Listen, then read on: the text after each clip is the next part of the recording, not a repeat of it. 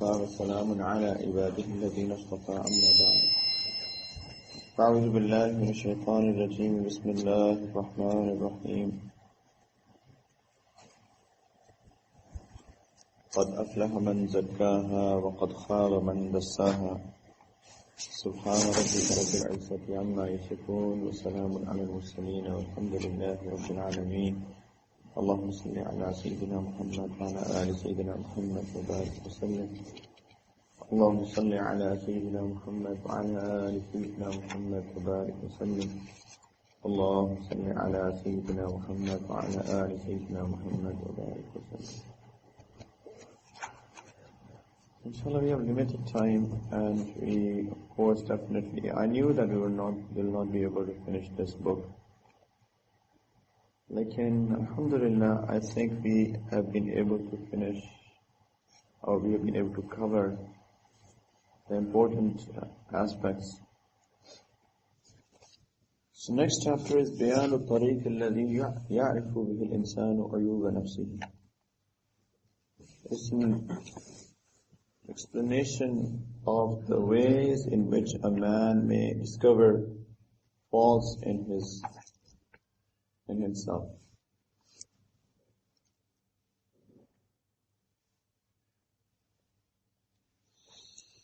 بسم الله الرحمن الرحيم.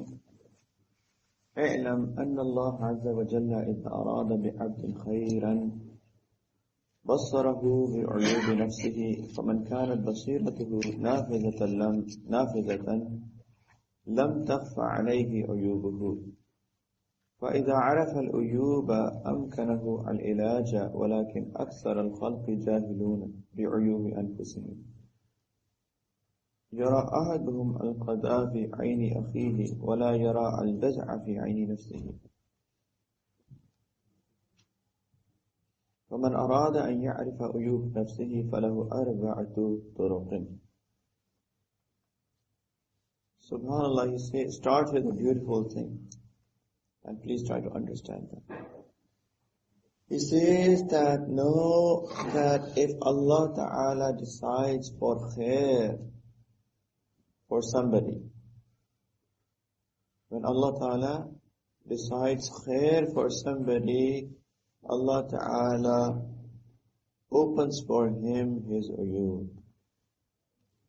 जब अल्लाह ताला किसी के साथ खैर का इरादा करते हैं तो उसको उसके उयूब उसके ऊपर खोल देते हैं.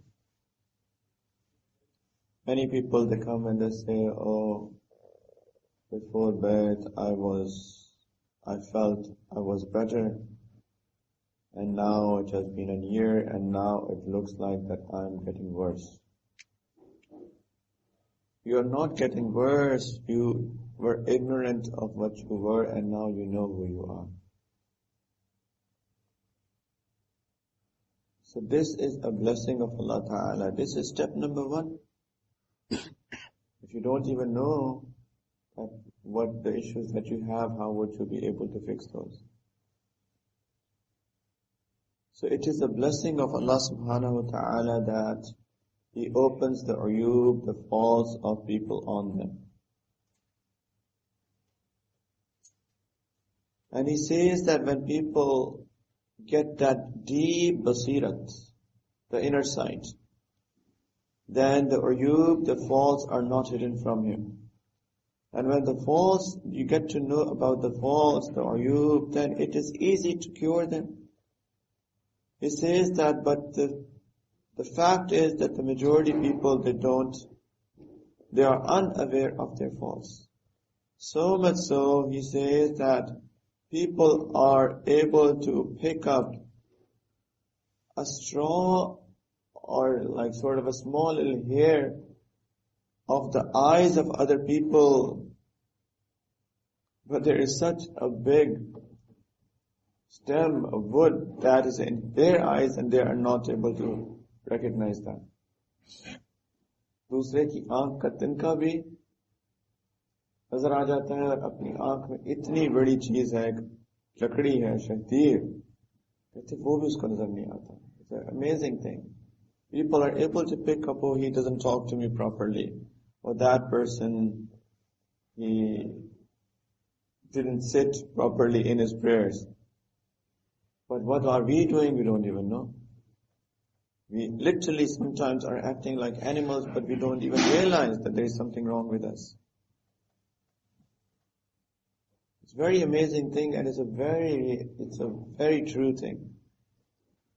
Very achieved.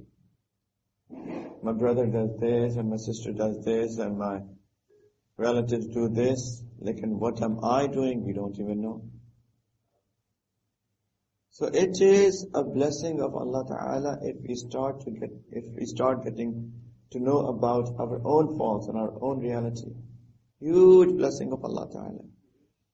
Then he says there are 4 ways to recognize one's faults. Number 1. الأول أن يجلس بين يدي شيخ بصير بعيوب النفس مطلع على خفايا الآفات ويحكمه في نفسه ويتبع إشارته في مجاهدته وهذا شأن المريد مع شيخه والتلميذ مع أستاذه فيعرفه أستاذه وشيخه عيوب نفسه ويعرفه طريق علاجه وهذا قد عز في الزمان وجوده. He's saying that way number 1, step number 1, that one must go and sit in the company of a shaykh. One must go and sit in the company of a shaykh who knows the uyub of the nafs, and who knows about the diseases of the heart. And he knows about the hidden secrets, and the hidden things that may destroy people.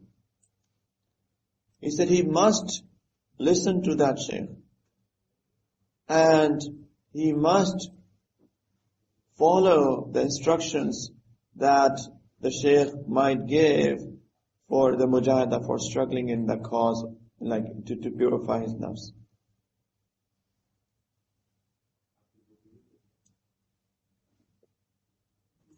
He said this is what a murid should be do with a shaykh, and a student should be do with his teacher. So again, we must realize that this Imam Ghazali rahmatullah is talking about when the 4 spiritual orders, the tariqas, the silsilas were not firmly formalized. Right? So, but still, this has been the tariqah from day 1. Somebody will go and take a teacher, but the thing is, what I mean by formalized is, it was not as such specialized. The people, the ulama were mashayikh, and the mashayikh were ulama. But then later on it became very, very more specialized, more formalized, I would say. Not specialized, more formalized. That people, because the specialization became more firm, so it became like a specialty, so to speak. Still, like there are many mashayikh who are ulama, and of course, and vice versa. Lekin, in his time, he's saying that the people, the ulama, should be also the mashayikh, should also be the spiritual masters. They should also be the spiritual guides. So he's saying that either he is a teacher, an alim, who has that spiritual insight, or he is just a shaykh, even if it's not an alim. So this is what he should be doing. Right? So number 1 is that must go and sit in the company of a shaykh, and so who knows the secrets of the inside, who knows the diseases of the heart, who knows what will destroy that person, and he must listen to his shaykh. It's not just not talking about any shaykh. Also understand that. It's not saying that he should go and sit in the company of any shaykh. Everybody should have a shaykh, one shaykh. That it's like a doctor, and who knows your history, who knows who you are, who knows that what will fix you. If you go and start getting the medicine from 5 different doctors, 1 out of 2 things would happen. Either you will end up not taking one medicine, because if everybody gives you a different prescription, and you only will take 1 out of those 5, and at the end of the day, what will you be following? Your own nafs. Right? If somebody gives you Panadol, the other person gives you Tylenol, the other person gives you paracetamol, and the fourth person gives you aspirin, and fifth doctor gives you Brufen, what will you end up taking? All five? No. You will choose them. Then you'll be thinking, oh, what should I be taking? And then you will choose one out of all of those five, right? So what are you following at the end of the day? Your own nafs.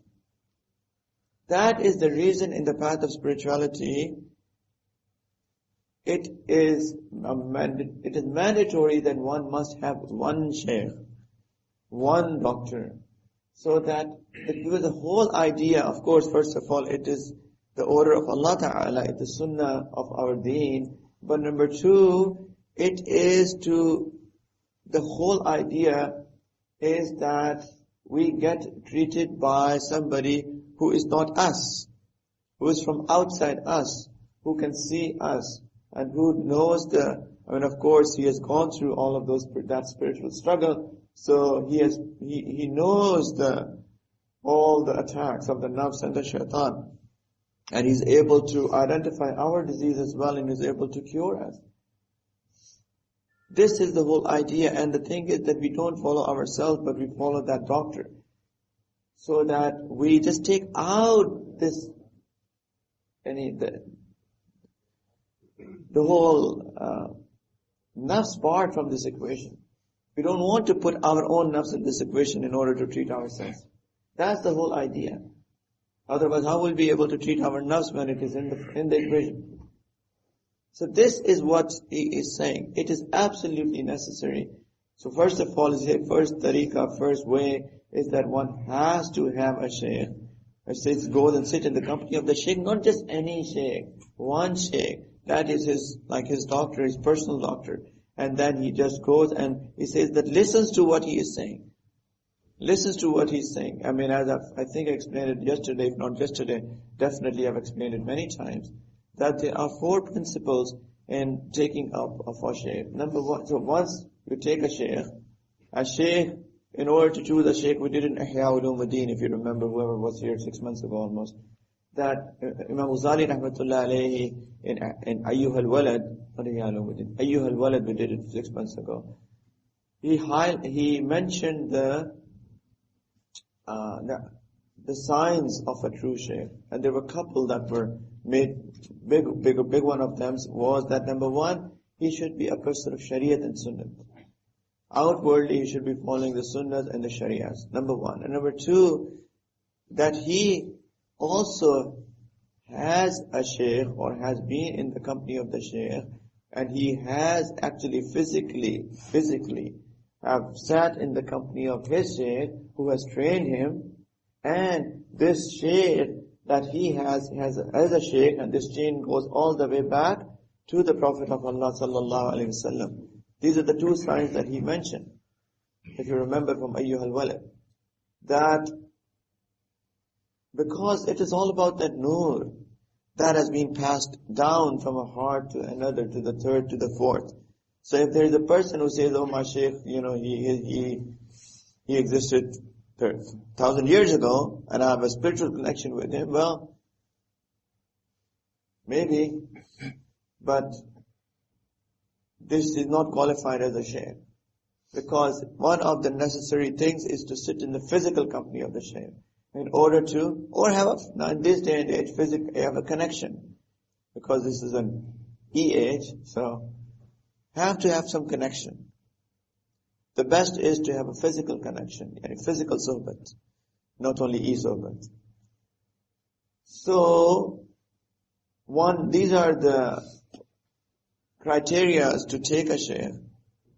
And two, what I mentioned was that once one takes a shaykh, then there are four principles that one must follow in order to get maximum benefit, and in order to purify one's heart. Number one is there has to be love. Complete trust. Complete love. 100%. No doubt. Absolutely whatsoever. If there is an iota of doubt in there, sorry, but you are not going to get your benefit. Because this is all about trust.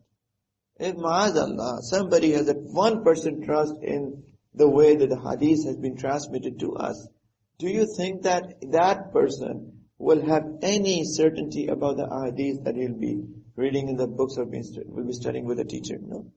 Because shaitan will come and will play with them with that 1% doubt. Oh, maybe, because he is not able to understand it himself, this hadith. Maybe it's not right, it's not the hadith. Right? So he will play with that 1%. Shaitan.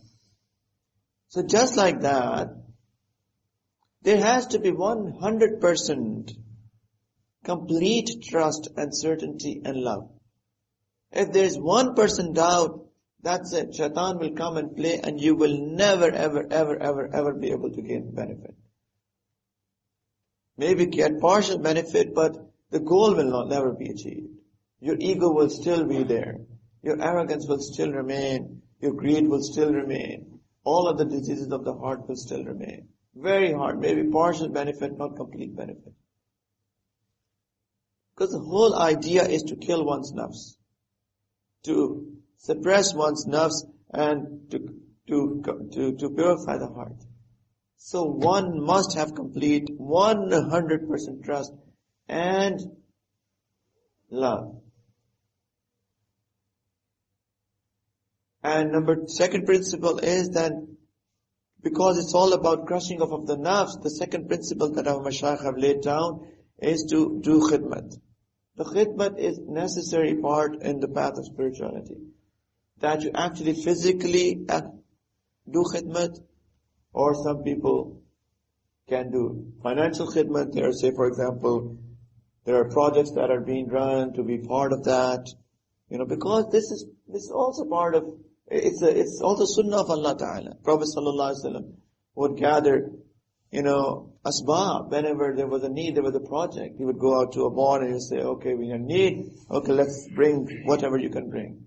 That's where the stories are coming from. Sayyidina Abu Bakr Siddiq is coming with everything, Sayyidina Umar is coming with half of it, Sayyidina Abdul Rahman bin Auf would come with a lot because he was very wealthy man, Sayyidina Usman bin Affan radiallahu anhu, we also come with a lot of things because he was a very wealthy man. All of these sort of Sahaba were there, right? But this is Darul Asbab. This is, we need sabab, right? So any sort of khidmat, physical khidmat is needed. And that's in fact the best form of khidmat. Because you actually crush yourself, your nafs physically. That's very good khidmat. And should not be underestimating the financial bit of it as well, because that's also crushing off the nafs, because this is what we have been studying. There are two main things, right? The shahwat and the ghada. And, shahwat of the mal as well. So, this is needed indeed if anybody wants to develop. Number 3 is ittila. One must tell about the diseases that one has. Even if the shaykh knows, but it's part of the training of the self that you go and tell your shaykh, this is what I have issues with. I cannot control my eyes. I cannot control my anger. I cannot control, my temper. Well, that's anger. Well, I cannot control, say, I'm greedy. I'm stingy. I'm jealous. I feel I'm arrogant. Like you go to the doctor and tell him your symptoms, right? I'm feeling pain in my stomach. It might not be a pain in the stomach. It might be something in the kidney and you're feeling it in the stomach, but that's his job. To identify as to your feeling that you're jealous when maybe you're not jealous, it's something else. Right? But you must go and tell your symptoms. And 4 is ittiba. That's what he is saying as well. Ittiba, following. Following whatever he says, follow it. With again, tied with the first thing which was muhabbat and itamad and trust, you will only be able to follow if you have that trust. Otherwise you will again, because you have that doubt, maybe not. When you go to a shaykh and you tell him something or you ask him something and he tells you something, it is bad adab, to say that, acha, theek hai, Allahu alam, maybe this might be okay. Well, we are going to actually get our solution. And we have to have that 100%. Of course, everything, Allahu alam. Who can say anything that this is the 100% correct thing? Of course, Shaykh will also know as Allahu alam, and the murid also know Allahu alam. Lekin, from the murid's part, when he says that maybe, okay, I'll try it, maybe, who knows, Allah knows best, it may work. Well, you have to have that certainty that it will indeed work. Insha'Allah. Because if you have that certainty, then that will work. If you have 1% of doubt in your head that it may not work, or Allah knows maybe it will work or not, then first of all you have wasted the time of the Shaykh by asking him for that mashwara. His time was too precious that you have wasted. If you did not have to work on your advice, and at the end of the day you were planning to still think, still do whatever you thought, and you thought maybe I'll just take mashwara as well along with that, you wasted this time. And number two, that thing will not work because now you have the doubt mixed with that. Someone may ask, are you understanding what I'm saying? Say the Khalid bin Walid radiallahu ta'ala anhu, somebody asked him to drink poison. And they were saying, oh, you claim to be a believer and you think that, everything is controlled by Allah. Here's a poison, drink it. He said the dua and he drank it without having any effect on him. Our mashayikh say never do that. Even as reciting the same dua, but because we know the level of our iman is such that we will be possibly drinking it, but if there is 1% of doubt, oh, what if it actually affects? 1% doubt, what if it actually works? And you will be killed. You will die. So that 1% of doubt, acha theek hai, I'm getting this mashwara, I don't know. Maybe, really? Bas khatam, everything will be gone. It's all about our guman, because Allah Ta'ala, He implements things according to our guman of Him. So if we have taken that sunnah and we have asked for that mashwara and we have that 100% certainty that what we are going to get is inshallah going to be the best for me, then that thing will indeed work with the permission of Allah subhanahu wa ta'ala. This is what he means by going and taking a shaykh and sitting in his company and actually acting on whatever he says. Otherwise, if our nafs is still there, you're wasting somebody's time and your time. And subhanAllah, it is a case that one has gotten into that, and what is required of us, and still not getting benefit. Subhanallah. How shaitan plays. And you actually go into the process that is required from us, but still don't get benefit. Bahut ajeeb baat.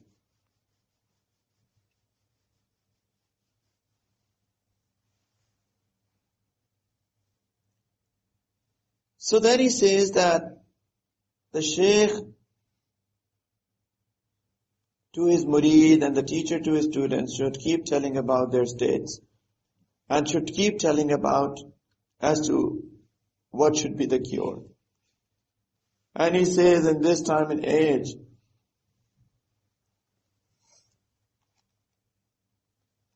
it is very rare that people are acting on this process. He's talking about his time, that in this time and age, there are very few people who actually work on this process, and it's true in this time and age as well. The time has returned. It is very rare people who follow this.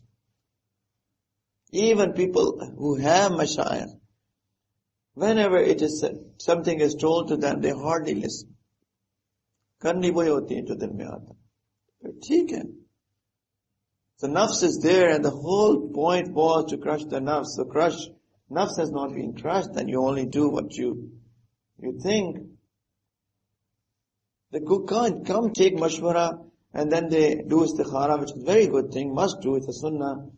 Then they come and istikhara mein mujhe to ye baat samajh mein aayi hai, to maine to ye kiya hai, theek hai, zaroor karenge. Then mashwara kyun kiya tha aapne?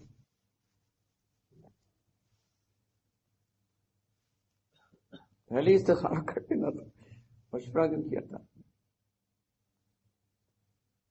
Even it is the way to implement the mashwara. If there is a leader and the subordinate condition. For example, 3 people are going on a journey.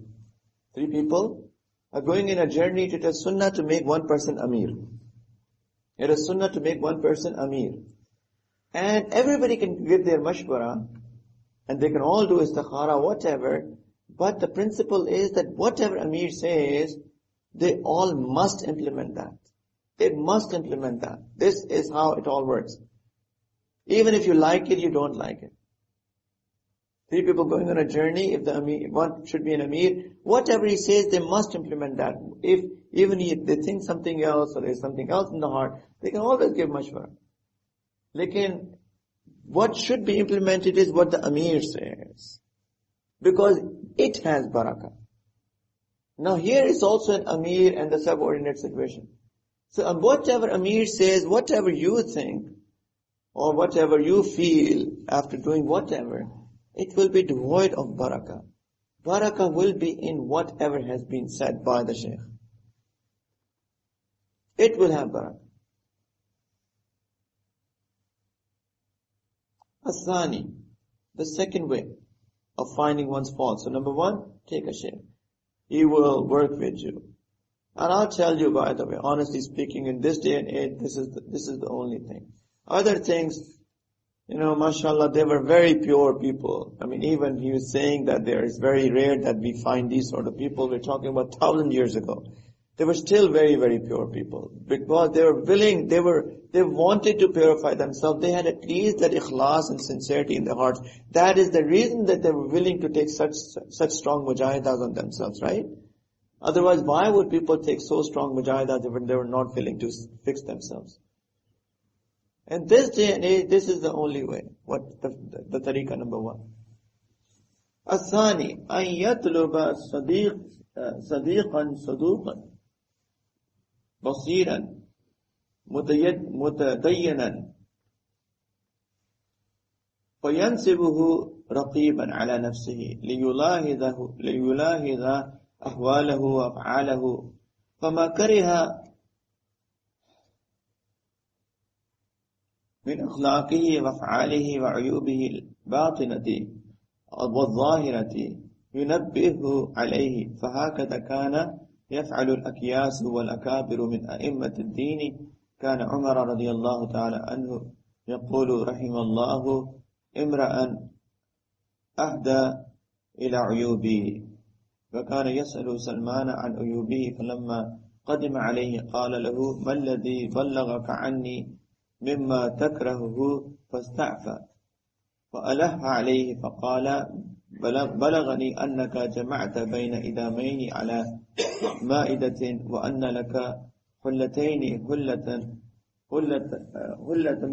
بالنهار وحلة بالليل قال وهل بلغك غير هذا قال لا فقال أما هذان فقد كفيتهما وكان يسأل حذيفة ويقول له أنت صاحب سر رسول الله صلى الله عليه وسلم في المنافقين فهل ترى علي شيء من آثار النفاق فهو على جلالة قدره وعلو منصبه هكذا كانت تهمة لنفسه رضي الله عنه فكل من كان أوفر عقلا أو أعلى منصبا كان أقل إعجابا وأعظم اتهاما لنفسه إلا أن هذا أيضا قد عز فقل في الأصدقاء من يترك المداهنة فيخبر بالعيب أو يترك الحسد فلا يزيد على قدر الواجب فلا تخلو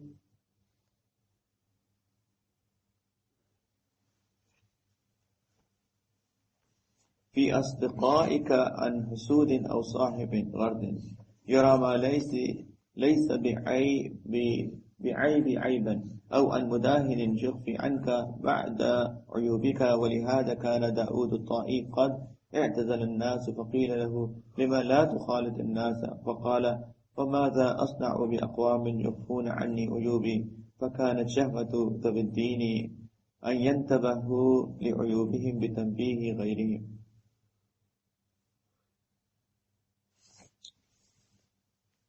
إلى آخر العبارة this paragraph. He says the second way, that one should find a sincere loyal, and a religious friend. Sincere, loyal, and a religious friend. And make him a guard over yourself. Make him a guard over yourself so that he will have a look at your states and your actions. And whatever he sees of your zahir and your batin, your outward and your inward, he warns you over that. He said that the akabir of the ulama of the deen have been doing that. He says in Umar radiallahu ta'ala anhu, he used to say that may Allah ta'ala have mercy on him who will tell me about my uyub.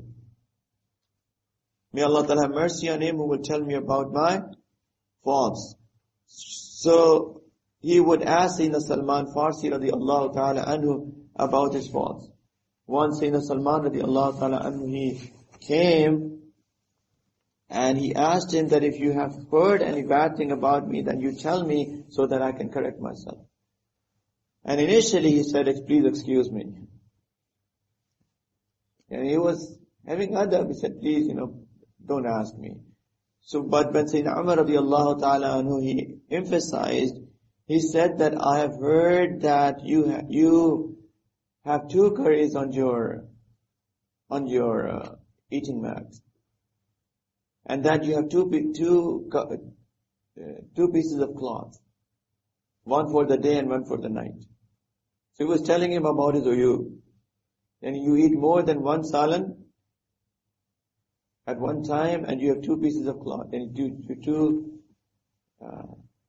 jode. Kya kehte hain jode ko? Ears. You have 2 outfits. 2 outfits. And he's telling about his uyub. So Sayyidina Umar said, do you know anything else about me? He said, no. He said, don't worry about those. And he said, I know why I'm doing that. So he must have a reason for that, an intention behind that. He said, I know why I'm doing that. If there's anything else, you tell me that. Subhanallah. Then he would go, Sayyidina Umar radiallahu anhu, go to Sayyidina Hudayfa radiallahu anhu and will ask him about his uyub, about his faults. And he said that, you are the one who Prophet ﷺ had shared secrets with about the hypocrites, about the munafiqeen. Do you find any alamat, any sign of nifaq within me? Look, and he says to look at Sayyidina Umar radiallahu ta'ala anhu, despite of the fact that despite of his high status and despite of the level that he was, how he would keep looking into his own self and how he would be willing to find faults within himself. And how he would force people to tell him his faults. He says that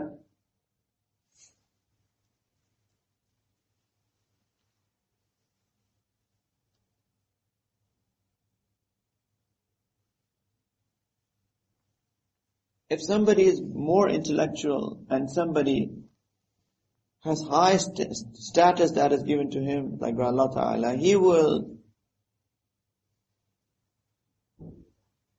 not be involved in the disease of having self-praise, ujub.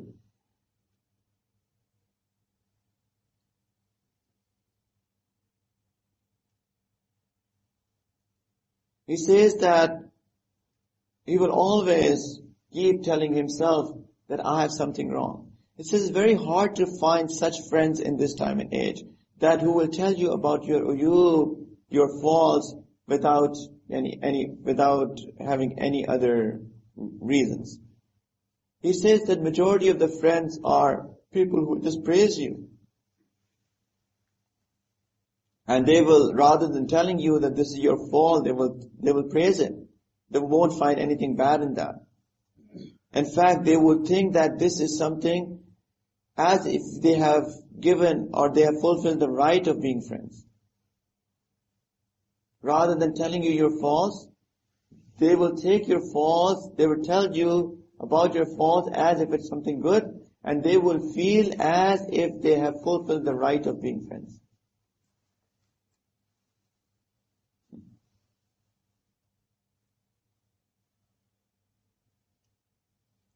There are people I know that because they're friends, they will help, quote unquote, help their quote unquote friends to make arrangements for them to meet with the opposite genders. Oh, she's my friend, so I want to make sure that, she is able to meet with her friend who is a boy. They think they have fulfilled the rights of friendship. SubhanAllah. Look at the way that we think. I'm not going to tell her mom that she did this. Well, she's my friend.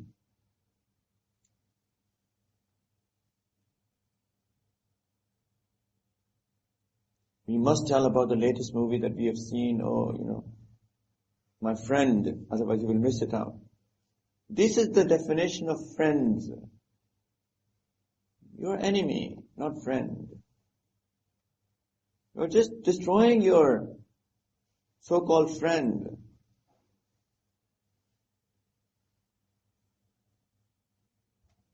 And say some friends who are jealous, and they will be on the other extreme. What they will do is that if they have to tell about the faults, they will exaggerate in telling the faults. It's very difficult to find sincere, loyal, true friends. And that's why Sayyidina Dawood Tauqeer rahmatullah alayhi, he just cut off from people. People asked, what's up? He said, people asked, why don't you meet with people anymore? He said, what's the point of meeting with those friends who don't even tell me about my faults? He says the people who love Deen, their first desire is that people tell them about their faults. Because the humiliation of this dunya is very small as compared to the humiliation of the hereafter. But he says now the state of the people is exactly opposite. He says that people will put those so-called friends in the category or in the list of enemies who will tell us about our uyub, our faults, and who will advise us. He says this is a sign of the weakness of Iman, that we feel bad about getting to know about our faults. He says that these bad traits, the bad traits of the character, the example of it is that for example, if a snake or a scorpion or some other poisonous insect, it gets into your clothes and somebody tries to tell you, you know what? There is a scorpion going in your clothes from your back. Or, he's about to wear some clothes and he sees a snake going in and he tells you, by the way, it is a snake. And he will tell you, I'll tell you how to get rid of that. And this is how you should hold your clothes up so that it goes out. If somebody tells you that, is he your enemy? He's asking this question, is he your enemy? He's telling you that, there is a scorpion in your clothes. And he will tell you how to get rid of that. Will you take him as your enemy? He said, no. We have to be thankful to that person. And we should try to save ourselves from that scorpion. And he says that even if we were to wear those clothes that had scorpion and it will bite us, the effect of that poison will be for a day or two. But the effect of the ill traits of that character, it will remain after the death. Then why is that when people tell us something about our character, we consider him as our enemy? And we don't try to get rid of those traits. In fact, rather doing that, we will start finding faults in that person. कह दे नमाज नहीं पढ़ते, तुम्हारी बहन कौन सा नमाज पढ़ती है?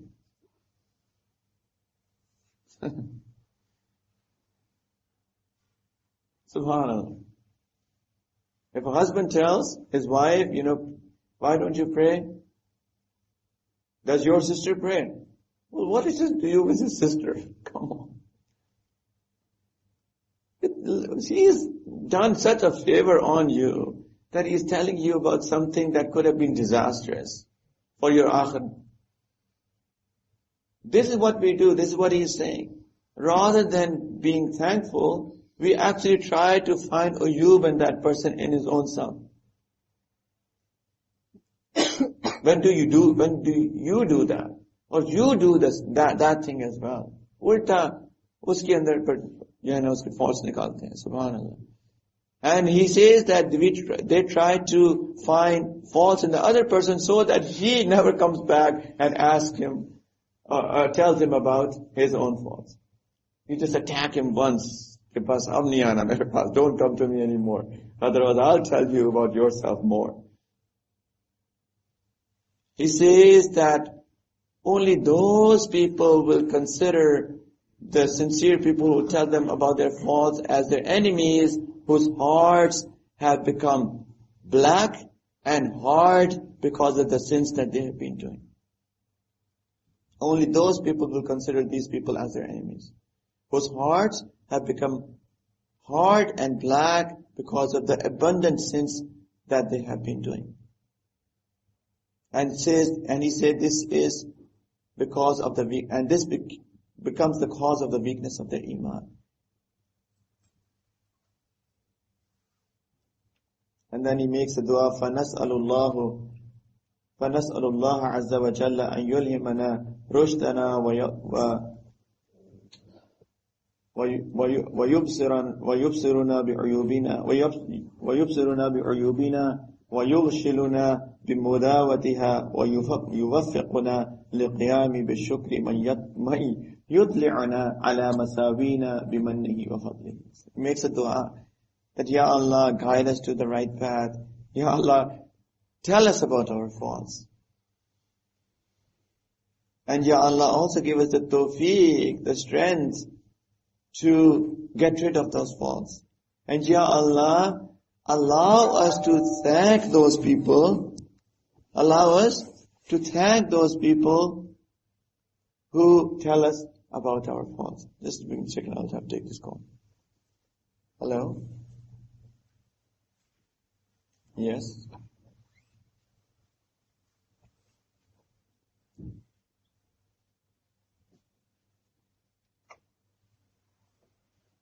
No, I'm busy as well, I'm sorry. Sorry about that. I was expecting a courier, so that's why I took this. Alright, then he says the third tariqah, the tariqul thalith, the third way to find out about your faults.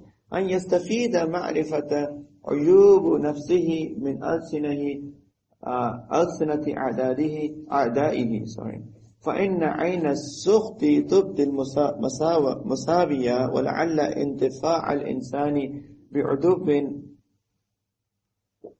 مشاهن يذكره عيوبه أكثر من انتفاعه بصديق مداهن يثنى عليه ويمدهه ويخفي عنه عيوبه إلا أن الطبع مجبول على تكذيب العدو وحمل ما يقوله على الحسد ولكن البصيرة لا يخلو عن الانتفاء بقول أعدائه فإن مساويه لا بد وأن تنتشر على ألسنتهم.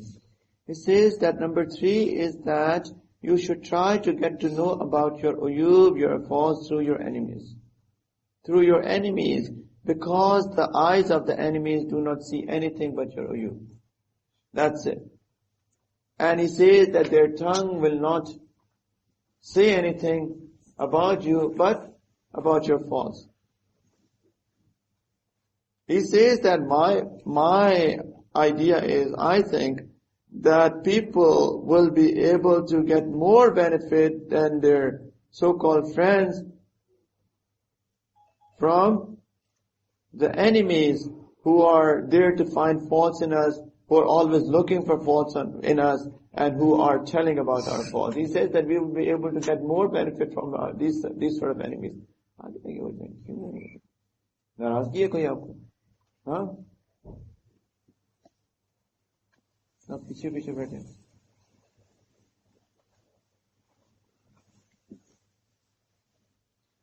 said, because the friends normally will only, praise us, and all but their eyes see is good, and all but their tongues say is good. He says, it is true that fitratan, naturally, people would actually deny what the enemies say, and everything that they say that they think that what the reason that they're saying is because they're jealous. But he says that we should actually try to get benefit from the enemies who are Ahlul Basira, who are actually people, وَلَكِنَّ الْبَصِيرَ لَا يَخْلُو, that if they are people of inner sight, they can be people of inner sight. He said that we should not just reject them altogether, rather we should try to get benefit from them as well. And then the fourth thing he mentions, الطريق الرابع, is that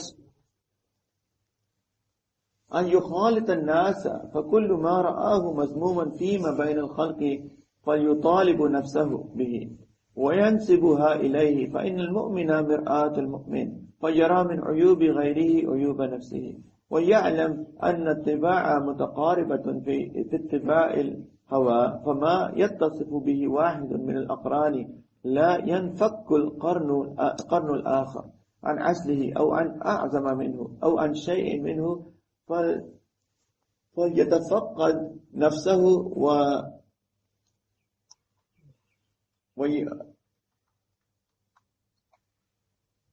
ويطهرها من كل ما يذمه من غيره وناهيك بهذا تأديبا فلو ترك الناس كلهم ما يكرهونه من غيرهم لاستغنوا عن المؤدب قيل لعيسى عليه السلام من أدبك قال ما أدبني أحد رأيت جهل الجاهل شيئا فاجتنبته وهذا كله هيل من فقد شيخا عارفا ذكيا بصيرا بعيوب النفس مشفقا ناصحا بالدين فارغا من تهذيب نفسه مشتغلا بتهذيب عباد الله تعالى ناصحا لهم فمن وجد ذلك فقد وجب الطبيب فليلازمه فهو الذي يخلصه من مرضه وينجيه من الحلاك الذي هو بصدده. Fourth thing he says, one should meet with people, and whatever he sees in them, he should put that in front of him and should do ihtisab of his own nafs. He should look out in his own nafs that if that thing is in him or not. For example, somebody goes and sees somebody who meets with people who are talking about immodest stuff, for example. He looks into his own self. Of course, you dislike that. If you have any goodness in you, you will dislike any immodest stuff that you may see in people. So he says that you, rather than running after them, you look into yourself. Do I do that? Yes? No? If yes, you dislike, very good you dislike, but you should also get rid of that in yourself. You see somebody screaming, shouting, getting angry, you dislike that. Everybody dislikes that. Right? So if you see somebody shouting, screaming, getting angry, you look into yourself. Do I do that? People forget about themselves. You look into yourself. You think about your past. You think about your character, your personality. Do I do that? When my wife doesn't cook properly and she puts more salt in the curry, what do I do? When we are sitting together and we are driving down Shaykh Zayed Road and the traffic is stuck, what do I do? Look into yourself. What do I do? What's my behavior? Do you do that? Yes. Good that you dislike, but you should dislike it about yourself as well. So this is what you should do. He's saying that you meet with people and you see things that you don't like, then you should do ihtisab of your own nafs. And if you find that thing within your own self, then remove it. He says, Al-mu'minu mir'atul mu'min. A believer is a mirror of another believer. He's a mirror. I'll tell you one more thing. It's a very interesting thing. That when you see faults in others, in reality you have it. If you find somebody mutakabbir, arrogant, I tell you there are high chances that you are arrogant. If you see any faults in people, very high likely you have it as well. Because what you are seeing is your own face. Al-mu'minu mir'atul mu'min. A mu'min believer is a mirror of another believer. It means other things as well, that one should show him the mirror, and he should highlight as to what he is doing wrong. But I tell you this thing as well, this is also very high probability, very high probability. And the people who have the good hearts, they will also have good opinion of the others. Oh, he must have done that because of this thing or that thing. Because their hearts are good. They will give the other people excuses. इसने इसलिए किया होगा. They cannot ever think about this person doing certain things because his heart is pure. That's why it is such a big thing near Allah Ta'ala to deceive a true believer. Because a true believer, al-mu'minu ghirrun kareemun. Because he is noble and he's gullible. He is a very simple person, a true believer. It's very easy to deceive that person because this person will never even think that the other person can deceive me. He will come and say, oh, you know what, oh, I'll help you and this, such and such and such. Why don't you invest money with me? And I will take you, my business is doing very good. If you invest with me, I'm already making double, triple, and your money will increase. And he is a true believer. Because he never cheats anybody. He never deceives anybody. He never lies to anybody. He will take it. Sure, what he is saying is true as well. In reality, he is looking at his own face. He thinks that the other person is also simple. He thinks that the other person is also honest. He thinks that the other person, he also wants good for me. And he will believe in what he is saying. Sure, here's the money. And then this person will take money and run away. How many times does it happen? This is a story, everyday story. Go into the court and see what's happening out there. Everyday story. True or not true? So in reality, when you see faults in other people, in majority of the times I can tell you, it is your own face. Al-mu'minu mir'atul mu'min. This is one of the ways of looking at this hadith. Although, of course, it gets implemented on the second tariqah. Yani, you find a friend and you tell him, you look at myself and you find things, faults in me, and you tell me about my faults. That's also what this hadith means, that, a mu'min is a mirror of the other believer, so that he shows me my face. That's also true. Like, this is also true, sort of. And he says that every person should want that he looks in the mirror of his brother, his own picture. And because of his uyub, tries to find his own uyub, his own faults. Because of his faults, try to find your own faults. And he should think that when somebody has to do ittiba of the other person, then they will only do ittiba who your mizaj meets with. Yani, who do you want to sit with? Because it is very natural that Allah Ta'ala has created different personalities. You don't want to go and sit with just anybody. You don't want to go and sit with just anybody. It is very natural that you will want to go and sit with people who you think that are close to your mizaj and to your own personality. And if you are meeting with somebody already, then highly likely that what is he doing, most probably you are doing that as well. Because you will only meet with those people who you think that your personalities meet with them. So if you see something is in that person, very highly likely that it is in you as well. So look at what he's doing. Not with the intention of looking, like finding faults, but you see some faults are very open, very obvious. Right? People, as I give you a couple of examples. So you see some things very openly. So if you see those things in those people, you should look into your own self. Very highly likely that's in you as well. So he says that in the light of these usul and these principles, one should try to find his faults and one should get rid of those faults from his heart. He says if somebody takes this tariqah for his correction and his tazkiyah, his purification, then everybody's islah will happen. Everybody will be able to develop himself. There will be no need of a mu'addab or a murabbi. But if that is the case, as I said, other than the last three ways, the three tariqas, they don't exist anymore. So there's only one way in this time and age.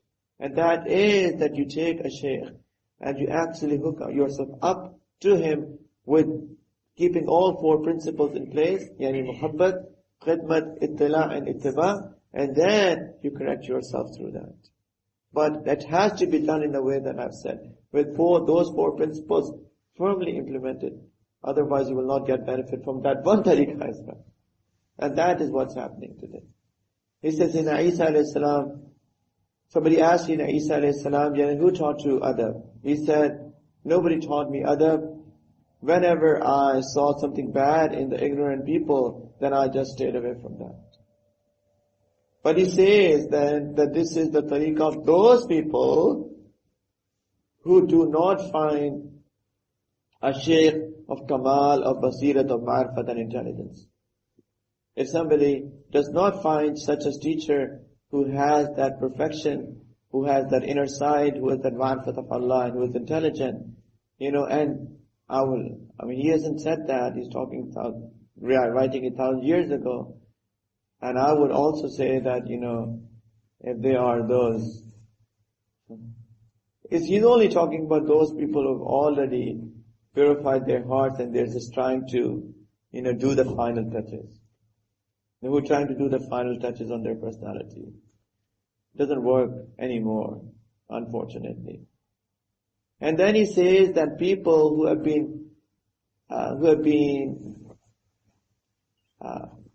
become free after doing the tazkiyah of their own nafs and training their own nafs. Yani, who have gone through the process, who have, in other words, have taken a shaykh and they have gone through all of those mujahidas and all of those struggles and all of those process. And and then I would just add that they have been given ijazat, or what we call the term khilafat, they have been made representative of the shaykh. He says then that person should get busy. He should get himself busy in the training and teaching of the slaves of Allah. This is what he should do. Yani a shaykh, when one becomes a shaykh, what he should do is he should get busy in training other people. And he says he should advise those people and should guide them to the right path.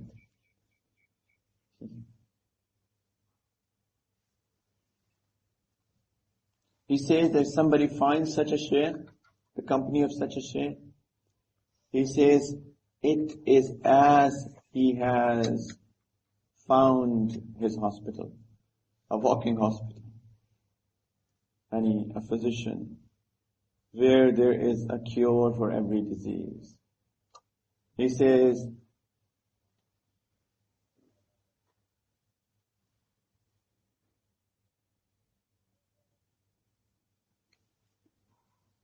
that it is a must that he should hold on to his shaykh so that he can treat his disease and will save him from destruction.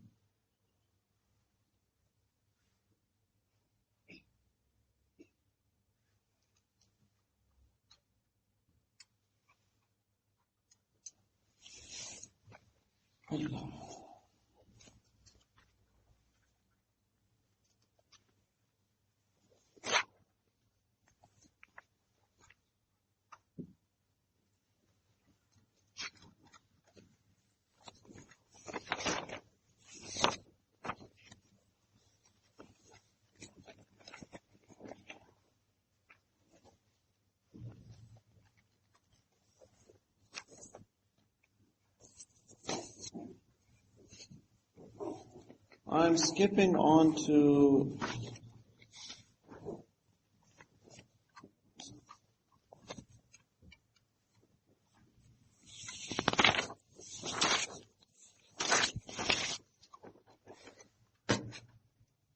page number 33. Bayanu Alamati Husn al-Khuluqi is the chapter on the signs of the good character.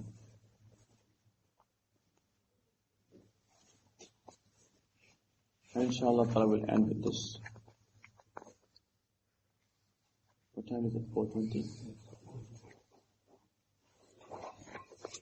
Bismillah ar-Rahman ar-Rahim. He says, "Alam أن كل إنسان جاهل بعيوب نفسه فإذا جاهد نفسه أتنى مجاهدة حتى ترك فواحش المعاصي ربما يظن بنفسه أنه هذب نفسه وحسن خلقه واستغنى عن المجاهدة فلا بد من إيضاح علامة حسن الخلق فإن حسن الخلق هو الإيمان وسوء الخلق هو النفاق وقد ذكر الله تعالى صفات المؤمنين والمنافقين في كتابه وهي بجملتها ثمرة حسن الخلق وسوء الخلق فلنورد جملة من ذلك لتعلم آية حسن الخلق قال الله تعالى." He says that those people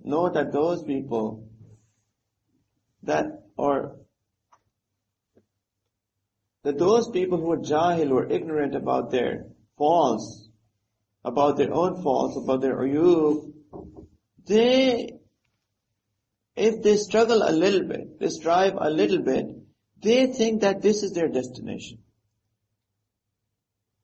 They think that that is their destination. And to leave the worst of the ma'asi, the worst of the sins, they think this is the miraj of their suluk. Yani they have reached some high levels of spirituality. And they get into that good opinion of themselves that we have perfected our character and we have made our character good. Now we don't need any more struggle and we should not be doing any more. We don't need of any suluk anymore. He says that to remove the goodness of their opinion, it is necessary that we should tell about the alamat of good character, the signs of a good character, mukhtasirah, again a summarized way, so that they know that what have they achieved is nothing. What they have achieved is nothing. They feel that they are the awliya of Allah, and they have done a little bit, and they have, as if they have reached the perfection of their character. So we'll tell them about a little few signs, so that they know what is in reality the goodness of character. It says, first of all, you should know that goodness of character is iman, and ill traits and people having bad character is nifaq, is hypocrisy. And Allah Ta'ala has told about this awsaf, the characteristics of the mu'mineen and the munafiqeen.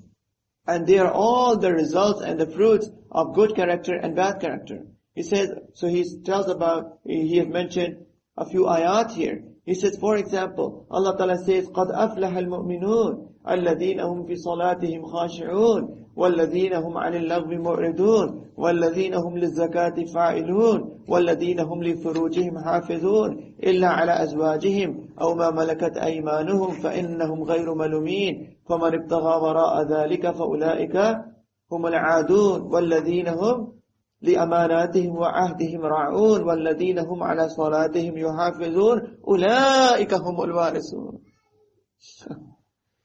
Just read this one ayah and see where are you. You don't even need to go through the other ayat. Indeed, successful are the believers. Who are the believers? Who have khushu in their prayers. We fail right here. Come on, we don't even need to go anywhere else. Who have khushu in their prayers. Who stay away from lagh things, any unnecessary vain things. Who always give their zakat. And who are modest people, who are not into any other relations except their own spouse.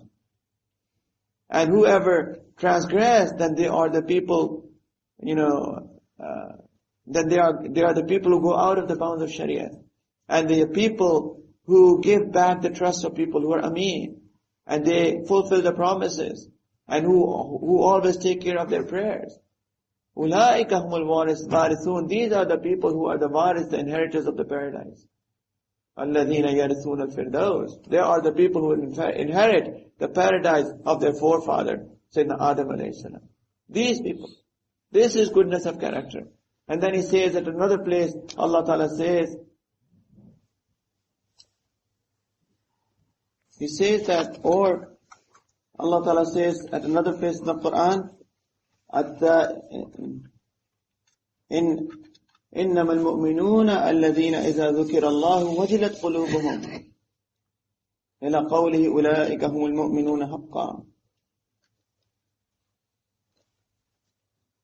That the mu'mineen are those when when Allah Ta'ala is mentioned before them, their hearts tremble. وَجِلَتْ قُلُوبُهُمْ وَإِذَا تُلِيَتْ عَلَيْهِمْ. What is that? آيَاتُهُ زَادَتْهُمْ إِيمَانًا وَعَلَى رَبِّهِمْ يَتَوَكَّلُونَ. Then when the ayat of Allah Ta'ala are recited in front of them, it increases in their iman. And they have trust, full trust in Allah Subhanahu Wa Ta'ala. Do we have that? Don't know. وقال تعالى وعباد الرحمن الذين يمشون على الأرض هونا وإذا خاطبهم الجاهلون قالوا سلاما والذين يبيتون لربهم سجدا وقياما إلى آخر السورة. Surah Al-Furqan. That people of Rahman, the people of merciful, yani people of Allah are those, when they walk on the earth, they walk in a humble way. يمشون على الأرض هونا وإذا خاطبهم الجاهلون. People, ignorant people meet with them, they try to argue with them. What do they say? قالوا سلاما. Peace be upon you. Just leave the argumentation. Let's talk about something else. Rather than getting into their argumentation. وَالَّذِينَ يَبِيتُونَ لِرَبِّهِمْ سُجَّدًا وَقِيَامًا. And they are always, at night, they are always doing the sajda and the qiyam. Yani they are busy in prayers at night. Do we pass this test? No. Failed. So he's saying that these ayat are mayar. They are the baselines. He says if you feel that you are something, then you should look yourself and your own personality in the light of these ayat. And if you have the awsaf that are mentioned in these ayat, then, this is a sign that you have good character. And if you don't have that, that means you have bad character. And if somebody has some of these characters and the others are mentioned, then he says that he should try to protect his characters and the characteristics that he does have. And if he does not have a few, then he should try to get those that he is missing. He said Prophet ﷺ has also mentioned a lot of the characteristics of believers. And in all of them, and he has actually highlighted the goodness of the character from all of them.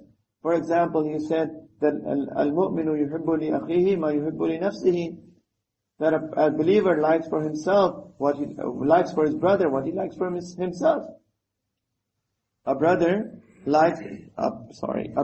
likes for his brother what he likes for his own self. Right? If you have it, good. If you don't, then you don't have good character. Do you want to buy the best thing for yourself when it comes down to give a gift to your brother or sister? And if you're trying to search for something that you will just be over with that, then you don't have a good character. Or man kana yu'minu billahi wal yawmil akhir falyukrim dayfahu. Whoever believes in Allah and His Messenger, then he should do ikram of his guest. Do you have it? Yes, good. If you don't, then you don't have a good character. Or man kana yu'minu billahi wal yawmil akhir falyukrim jarahu. That whoever believes in Allah and the last day, and the last day, he should do ikram of his neighbor.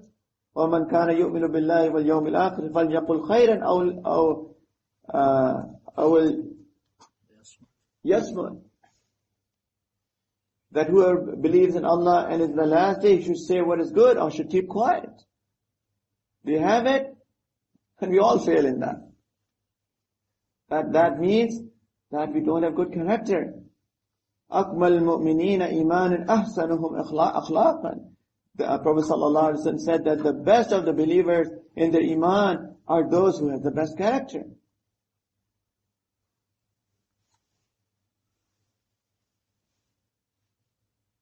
إِذَا رَأَيْتُمُ الْمُؤْمِنَ صَمُوتًا وَقُورًا فَادْنُوا مِنْهُ فَإِنَّهُ يَلْقَى الْحِكْمَةَ. He says, if you see that there is a believer who's quiet and who is graceful, then you get closer to him because he teaches hikmat. And we do exactly the opposite. We like people who will who will gossip and who will backbite, and subhanAllah, these are the sort of people that we want to be around.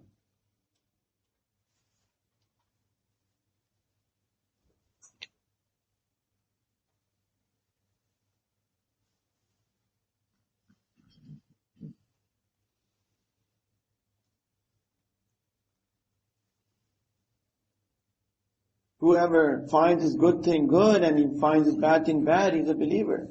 What do we do that? We find, or many of times we find our bad things as if we are doing some good thing.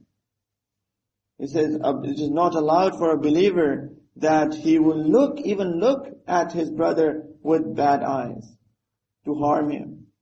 And he even look at his brother to harm him. Subhanallah. Just look, and with such face that he may feel harmed with that. It is not allowed for a believer that he scolds at another believer.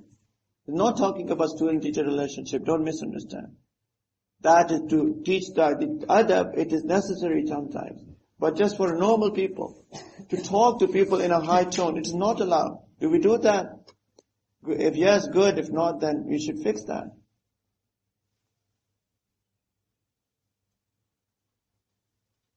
He says that when two people sit together in the trust of Allah Ta'ala, then it is not allowed for one of them that he opens an yafshi ala akhihi ma yakrahu. That he opens something of his brother that he will dislike that it be opened. Do we do that? It's a question that you should ask yourself.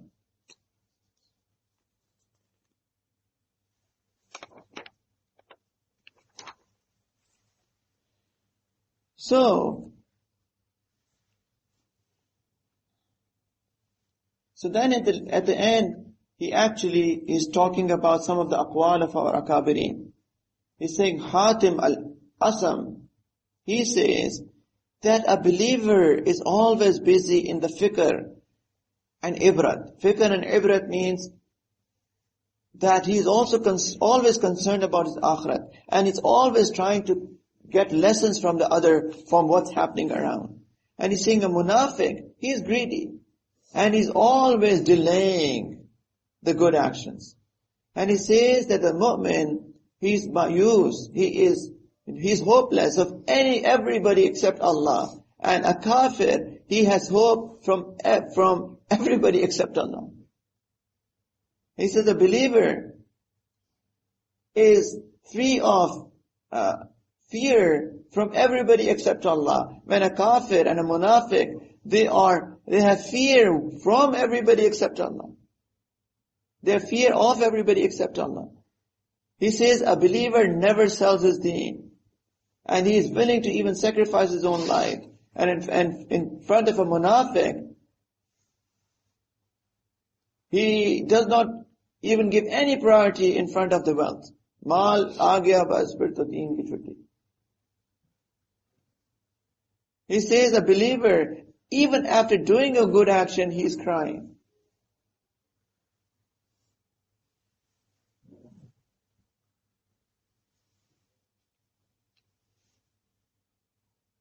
Even after doing good actions, he's crying. And a munafiq, despite of the fact that he is sinning, he is smiling. There's a mu'min, he says that he likes to be alone. And a munafiq, he wants to be around people all the time. He likes parties and pubbing and clubbing. He wants that, we are with people, there's a sound around, it's like shore. SubhanAllah. This is a believer. He sows the seed, but he's always scared of the ending. And he says a kafir, he sows the seed of good actions in this dunya, but he's always scared that what will happen in the akhirat. I don't know. And a kafir, he doesn't sow anything, but he destroys everything, but still he has hopes. He says the mu'min, he always does amr and nahi. He always is out there to tell people about the good things, and he's stopping people from bad things, and he is correcting people. And a munafiq, all what he is doing is he's spreading shar, evil.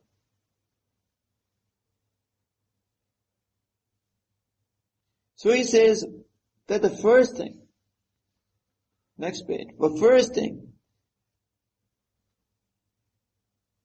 or the first challenge, first challenge in the good character, goodness of character, is that one should remain patient in the bad character of others. And if you find somebody who has a bad character, then know that this person, that you yourself have a bad character.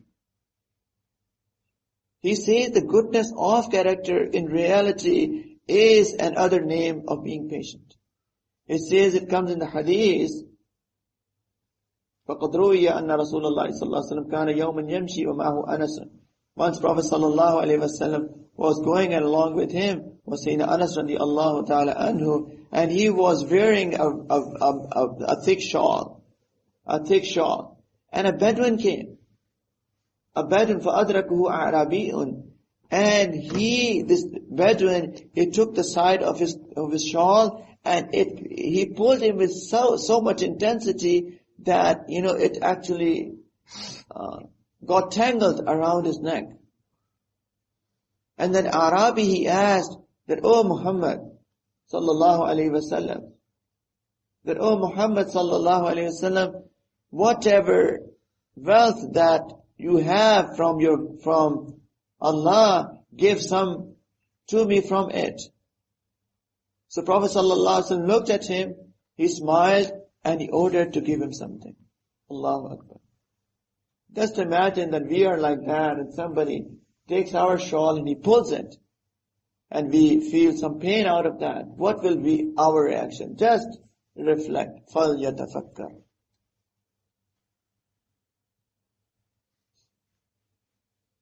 He smiled. Said, okay, give him what he wants. And when Quraysh, they gave him a lot of harm. وَلَمَّا أَكْثَرَتْ قُرَيْشٌ إِذَاءَهُ وَضَرَبَهُ قَالَ, what did he say? اللَّهُمَّ اغْفِرْ لِقَوْمِي فَإِنَّهُمْ لَا يَعْلَمُونَ. That, Ya Allah, forgive my people because they don't know what they are doing. It is said that he actually made this dua on the day of Uhud. قِيلَ إِنَّ هَذَا يَوْمُ أُحُدٍ. And he says, فَلِذَلِكَ أَنزَلَ اللَّهُ تَعَالَى. After this, Allah Ta'ala sent this ayat. What was that? وَإِنَّكَ لَعَلَى خُلُقٍ عَظِيمٍ. You are on a vast character, my beloved. Subhanallah. Ajib. They forced him to go out of the town. Lived outside the town for 3 years, eating the leaves of the trees. Not only himself, his family, his children. They were boiling leaves of the trees and eating those. He was like the harm that they were given, physical harm. They were punched, and they were, subhanallah, and the people would put him on the ground and they would jump on him. And his Sahaba, Sayyidina Abu Bakr Siddiq, and all of the others. And they were forced to leave the town, for good. They were forced to leave Makkah Mukarramah for good, because they couldn't live there anymore. And subhanAllah, the way that they tortured, not only him, his family, his whole family. And what happened in Uhud? They attacked him so much so that his blessed teeth got broken. And he was bleeding. And when Sahaba saw all of that, look, just imagine, we don't reflect on all of this. He was hit, and his arrows, and he was bleeding, and his blessed teeth got broken. And Sahaba said, Ya Rasulullah, made bad dua for them, they will all be destroyed. What did he say? Allahumma ighfir li qawmi. Ya Allah, forgive them. فَإِنَّهُمْ لَا يَعْلَمُونَ. They don't know what they are doing. This is character. But today we are screaming, shouting, subhanAllah. I get so upset by the way that so-called Muslims behave. Their houses have become as if it's a place of hell. Here, subhanAllah, we see that, nothing is going right. How can anything go right? This is our akhlaq. He says there, it has been narrated, وَيُحْكَى أَنَّ Ibrahim ibn Adam, rahmatullah alayhi, one day, he was going towards the forest, and there he found, Jundiyun, an armed, security person, a security person. So that security person, he asked him that, are you a slave? He said, yes. Such a big wali of Allah.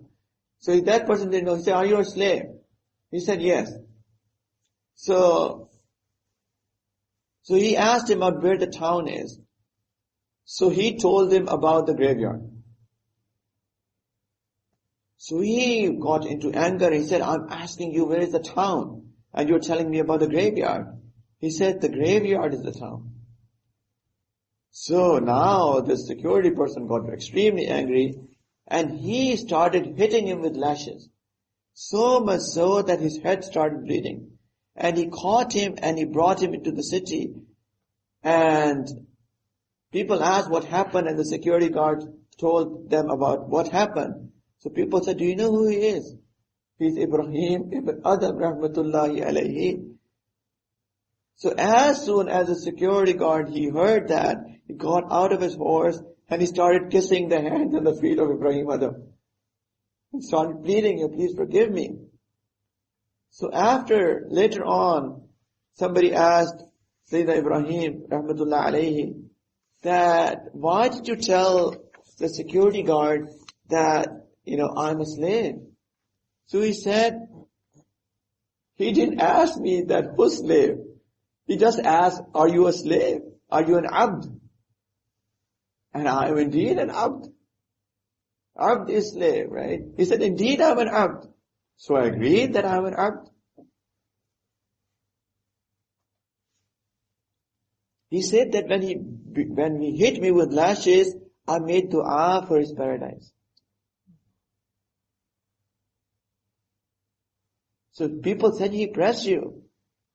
He said that I was sure, I had that certainty that if I become patient on his oppression, then I'll get the reward. So subhanallah, he said, I didn't find it appropriate that I get reward because of him and he gets punishment.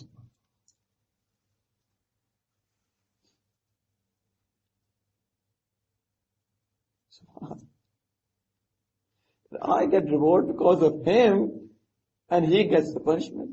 So I made dua for his parents. So if you feel that you have good character, فَلْيَتَفَكَّرْ.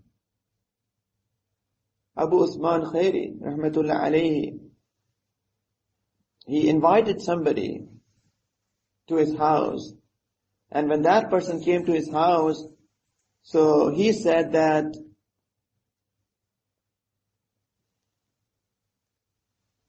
somebody invited him to his house. So when he went to his house, so he said, I'm sorry, I'm not able to arrange any food, anything. So he came back. And he just went a few steps towards his way back. So that man came running and said, whatever I have in my house, just take that. So he again went with him. And when he reached his house, again he excused, I'm sorry. And it happened many times. Then he would leave the house and he would come running behind him. And he said, no, I have a few things, come back with me. He'll go back to his house and say, I'm sorry, I don't have anything. And he'll again leave and he'll keep running back and again bring him back. So it happened many times. But he didn't find anything back. So he didn't say anything to him. And even so much so that he didn't even have, he didn't even frown. And he did not complain. So eventually that person became ashamed himself. And he bent on his feet and he said, I just wanted to check you. Subhanallah, your character is so great. He said that the character that you're praising, that is even in the dog. That whenever you call him, he comes. And whenever you run him away, he runs away. What good in me? Even a dog has it. SubhanAllah. Imam Ghazali is saying, you would think that you have any good character? Reflect. Same Shaykh, Abu Usman Khairi rahmatullah alayhi, he's mentioned another incident. He says that one day he was passing by a street and somebody put ash on him. So he got out of his horse or whatever ride, and he did sajda of shukr. And he wiped off that ash and then he moved on. So people said, why don't you say anything to that person who has done that, who has put that ash on you? He said that a person who is deserving of the fire, if somebody puts ash on him, he should do shukr.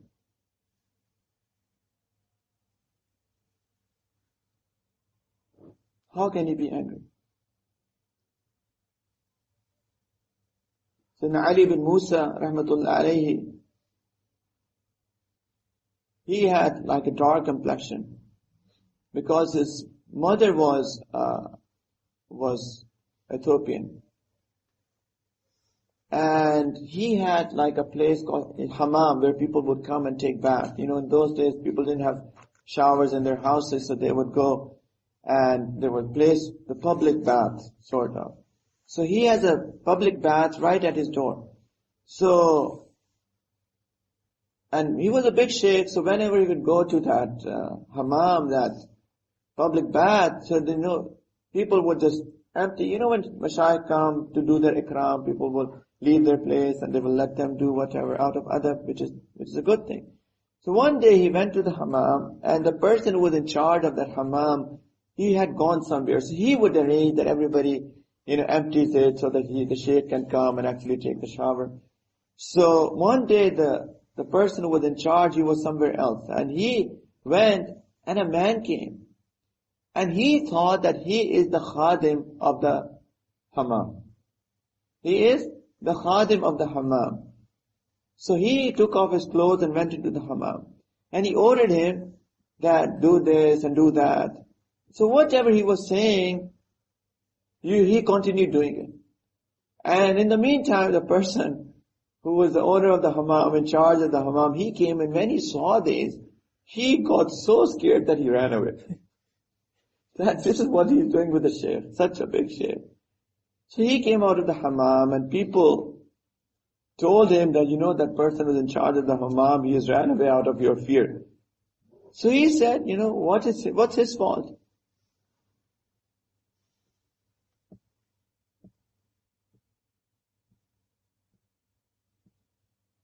He said the fault is of that person who actually got married to that Habshan, to that Ethiopian woman.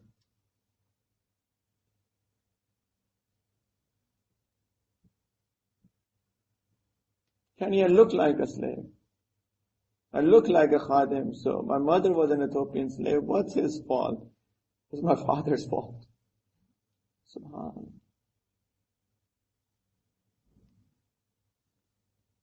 Abu Abdullah Khayyat, rahmatullah alayhi, it is said about him that he would sit on a shop and he would sew the clothes.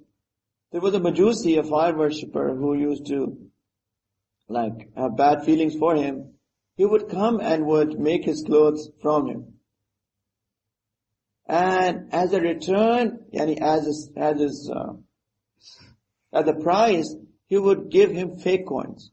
So in those times, there were no cash, no currency. There were people would trade coins, gold coins, silver coins, dirhams and dinars. So he would give him fake coins, not the true coins. And he would take it. And he would not return it. Or not even tell him that you have given me fake coins. So one day when he came to take his clothes, the new clothes, and to give the price for that, so he was not in the shop. Instead, one of his students was in the shop. So this Majusi, as usual, he gave the fake coins and he asked for the clothes. So the student of his, he returned those fake coins and he said, I'm not going to give you your clothes. Give me the true coins first. So Abu Abdullah rahmatullah alayhi, he came and the student told him the whole incident. He said, you did a very bad thing. He said that this Majusi has been doing this with me for 1 year. For 1 year. And I've been taking these fake coins silently. And I take these and put them in the well. Why? He said so that he doesn't deceive any other believer. The fake coins that he has, I will take it I'll throw it so that he doesn't give these fake coins to any of the other believers. Subhanallah. So Yusuf ibn Asbat rahmatullah alayhi, he says that there are 10 signs of good character. Number 1, that he doesn't oppose much. Number 2, he is just in dealing with things. Number 3, he doesn't take revenge. Number 4, he hates bad things. Number 5, he always accepts excuses. And if somebody says sorry, he just accepts it. He says he blames his own self. He says that he, rather than looking at the faults of others, he looks onto his own faults. And he says that he meets with everybody with a smiling face. And he says that whoever that person is, adna or a'la, and he is a person of a low worldly status or high worldly status, he would talk to them in a soft tone. This is good character. And somebody asked in the Shaykh Tauqeer rahmatullah alayhi, what is good character? He says that the least of it is that you don't take revenge from anybody, rather just, bear the harm that he gives you. And that he is merciful to the oppressor, zalim, and that he makes dua of his forgiveness. Ahnaf bin Qais rahmatullah alayhi, somebody asked him that, who did you learn your forbearance from, your hilm from? He said, from Qais bin Asim. So he said, tell me about the story. So he said that once one of her slave girls, she brought that, what do you call that stick, the barbecue stick? Right? Skewer. She brought that on which the kebabs, were made. And it fell off from the hand of the slave girl, and it fell on one of the sons of Qais bin Asim. And he could not take that small little kid, and he passed away, the kid. So the slave girl got very worried about all of that. So the Qais rahmatullah alayh, he said to her, don't worry, don't be sad, I free you up for the sake of Allah. So, rather than punishing her, what did he say? I forgive you for the sake of Allah, don't worry. Why are you worried? He knew these people have reached a state where they know that everything is coming from Allah. What's her fault? Did he do it intentionally? No. Galti hogi, koi baat nahi. He says in the verse, Qadi rahmatullah alayhi, his state was that the people of the town, the children of the town would used to throw stones at him. So he used to say to the kids that, oh kids, if you have to hit me with small stones so that my feet don't bleed, so that I'm able to pray.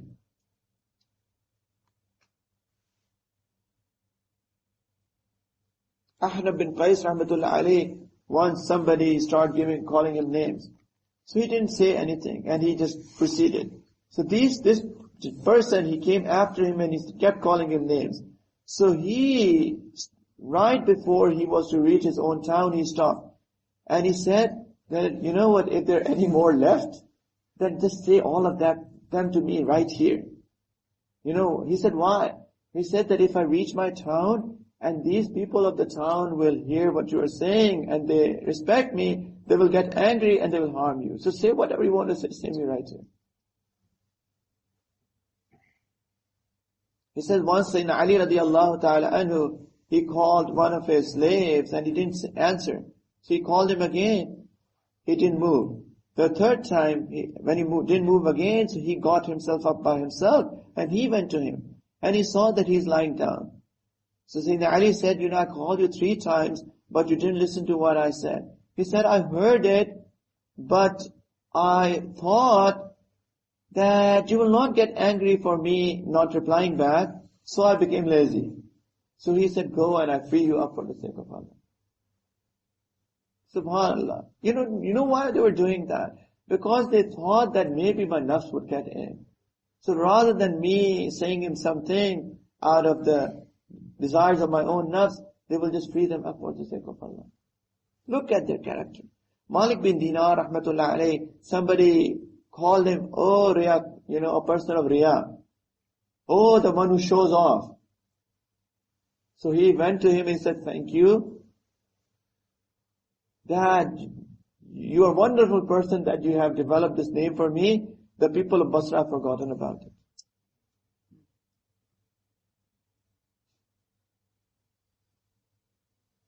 That you are the one who actually found my reality. People have forgotten about it. He thanked him. Yahya bin Ziyad rahmatullah alayh, he had a slave who had a very bad character.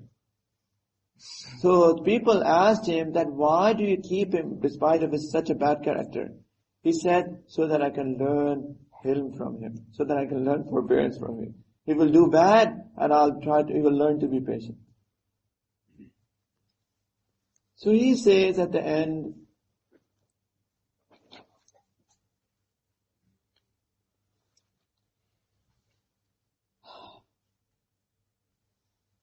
فهذه نفوس قد ذللت بالريادة فاعتدلت أخلاقها ونقيت من الغش والغل والحقد بواطنها فأثمرت الرضا بكل ما قدره الله تعالى وهو منتهى حسن الخلق فإن من يكره فعل الله تعالى ولا يرضى به فهو غاية سوء خلقه فهؤلاء ظهرت العلامات على ظواهرهم كما ذكرناه فمن لم يصادق من نفسه هذه العلامات فلا ينبغي أن يغتر بنفسه ويظن بها حسن الخلق وينبغي أن يشتغل بالريادة والمجاهدة إلى أن يبلغ درجة حسن الخلق فإنها درجة رفيعة لا ينالها إلا المقربون والصديقون. He says from all of these stories, we get to know about that the nufus, the nafs of all of these pious people had come to that iqtidal, that balance because of their mujahidah and their riyadat. And they have been free from all deception, from dishonesty, from ill feelings, from jealousy. And he says they were always content from the qadr of Allah subhanahu wa ta'ala. He says when the nafs of a person reaches such a state, that is the mayar, that is the baseline of the good character. And the verse of the character, the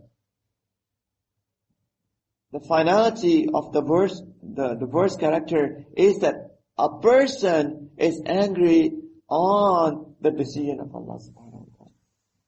When people complain, shikayat, why did this happen to me and why didn't this happen to me? He says it's the worst of character. And that he is fighting against the taqdeer. So he said anyway, these are the few alamat of the good character.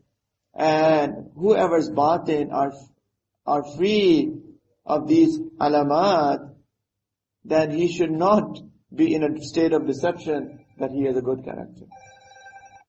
If anybody is devoid of all what has been said, that he should not get into that zone, into that deception, that as if he has good character, his soul is sick, his soul is indeed sick, and his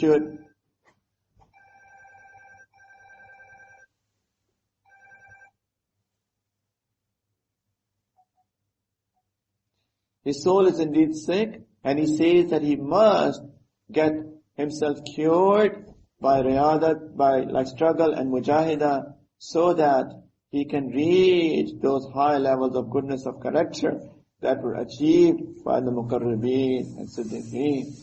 May Allah Ta'ala allow us to understand all of this, and may Allah Ta'ala allow us to implement all of this in our lives. May Allah Ta'ala purify our character, purify our nufus, purify our hearts before it's time to go back to Him. My friends, we must struggle with ourselves. We must go through the struggle with ourselves. This is the goal of our life. This is why we are here.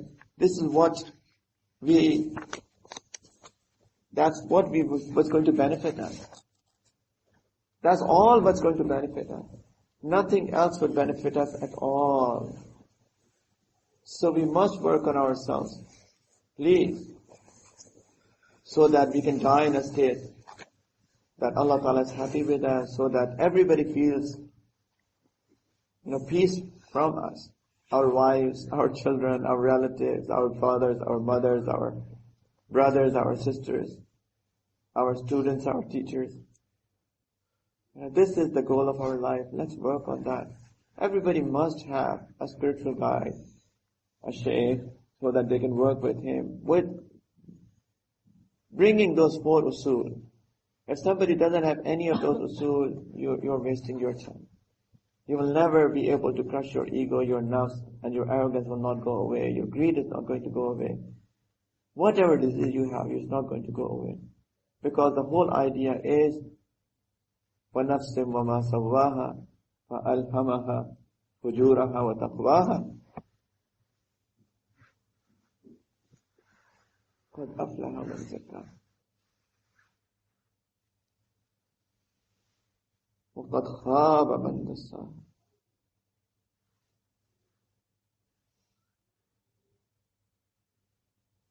وآخر دعوانا الحمد لله.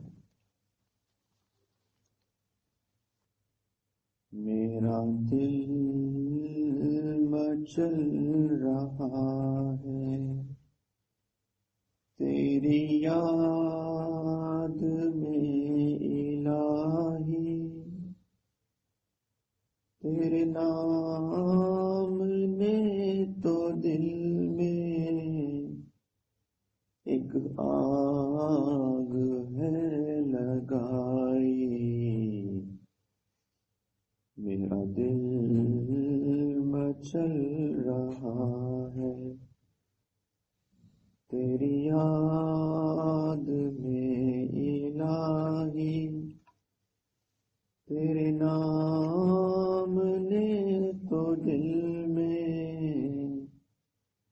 एक आग है लगाई। मेरा दिल मचल रहा है।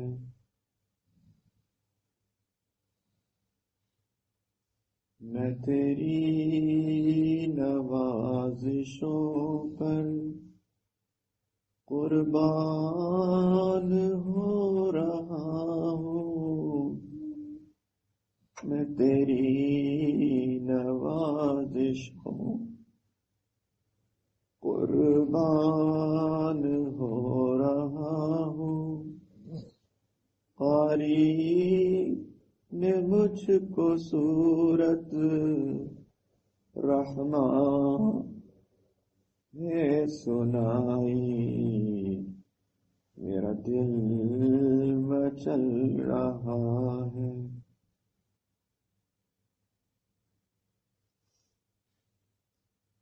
My heart is quickly pacing as I'm thinking of your beauty. Your name is sin erasing, increasing love inside me. My heart is quickly pacing. Your glory we are praising. Your greatness is amazing.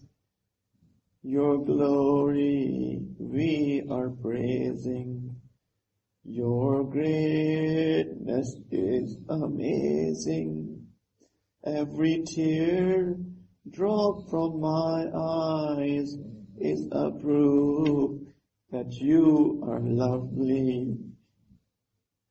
My heart is simply racing just to live amongst your loved ones and to die upon your doorstep. Tere aashiqon mein jeena, तेरे संग दर पे मरना, मैं यही समझ रहा हूँ, तेरे दर की है रसाई। just to live amongst your loved ones and to die upon your doorstep. I believe firmly you are my first and last and only. My heart is simply racing. I'm drowning in your bounties, but ashamed that I am sinful. I'm drowning in your bounties, but ashamed that I am sinful. Oh my Lord, you are so great. I hope you will forgive me. My heart is simply racing. All I seek is your forgiveness and to save me from the darkness. Please fill my heart with your love and shower me with your mercy. My heart is simply racing. I'm standing as a beggar at the door of my Creator. I'm standing as a beggar at the door of my Creator. O people of dunya, in Allah I found all I need. My heart is simply racing as I'm thinking of your majesty. Your name is sin erasing, lights a flame of love inside me. My heart is quickly racing.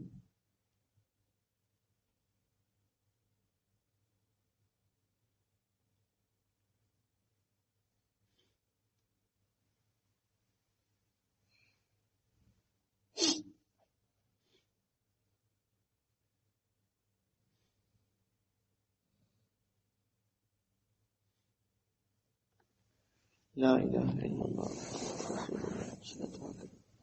سبحان ربي الأعلى الوهاب. الحمد لله رب العالمين.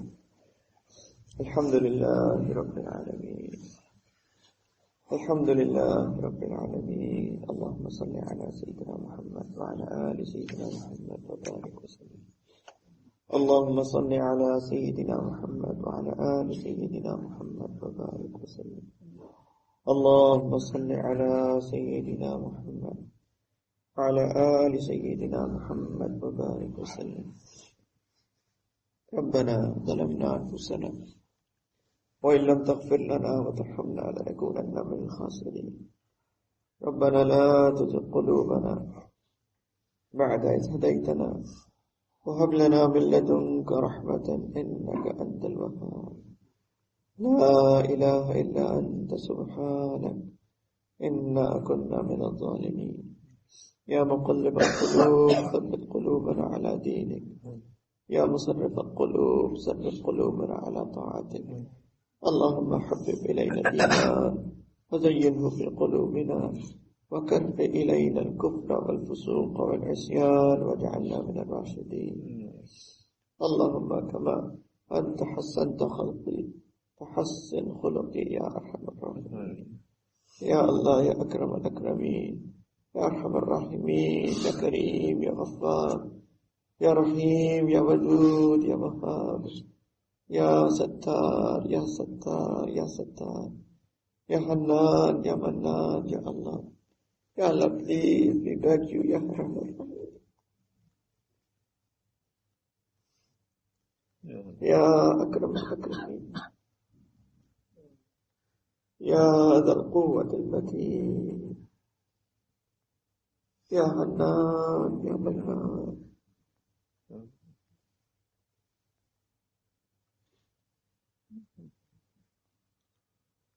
Ya Mujib ad-Da'wat.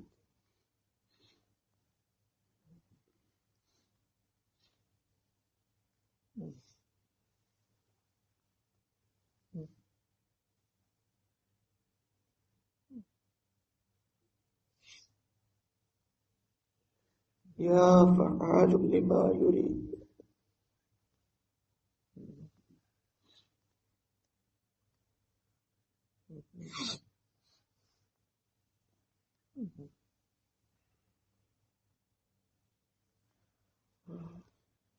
Ya Allah, please accept, Ya Allah, all what we have done here, Ya Allah, last 2 days.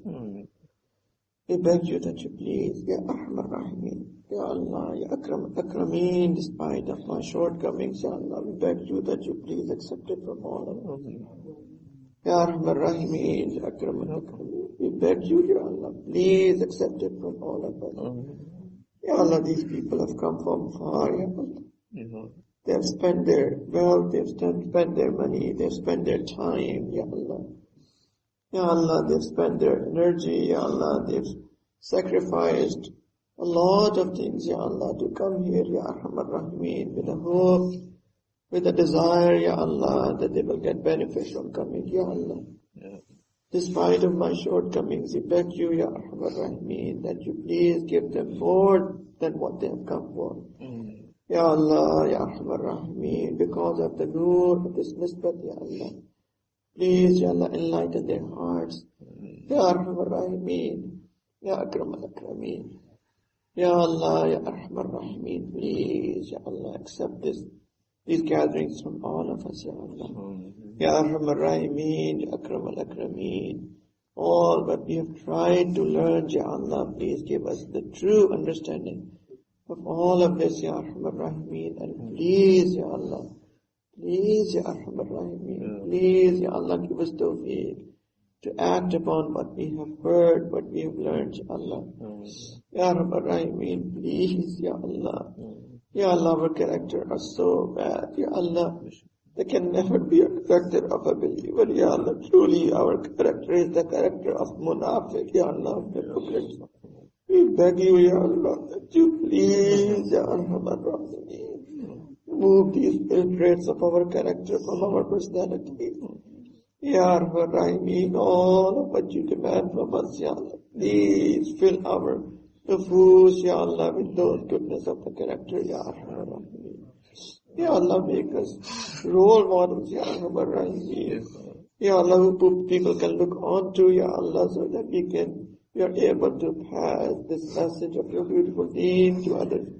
Ya Allah, so that we can attract others towards your beautiful deen and not make them run away from your deen.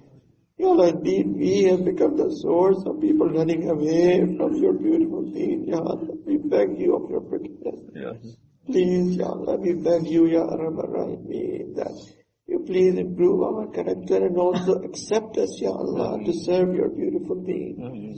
Ya Allah, we are not qabil, Ya Allah, but we also know that it's all about qubuliyat and not about qabiliyat. Ya Allah, we beg you that you please accept all of us to serve your deen, our families, our wives, our husbands, our children, our generations to come, Ya Allah, accept all of them, Ya Allah, to serve your deen. Ya Allah, make this the goal of their life, Ya Allah.